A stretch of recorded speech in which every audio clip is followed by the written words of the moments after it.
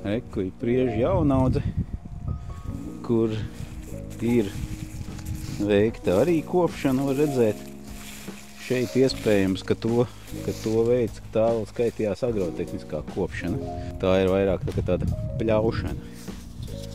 Protams, tur nāk arī kaut kādi avenaji, sīkrumi, citi kociņi varbūt mazie, bet principā tā kā vairāk pļaušana. Līdz ar to agrotehniskā tā ir viena pazīme, un otra pazīme, kad kā viņu nodala ir tas, ka tad viņu dara līdz tam pirms cirtums vai nocirstā platība skaitās kā pliks izcirtums bez meža. Tas ir kaut kāds brīdis, kad kociņi ir iestādīti, bet vēl mēs neesam paziņojuši un meža dienas akceptējis, ka viņi patiešām tur ir un kad no tiem var izaugt meži, ka viņi pietiekamā skaitā. Un līdz tam mums skaitās agrotehniskā kopšana.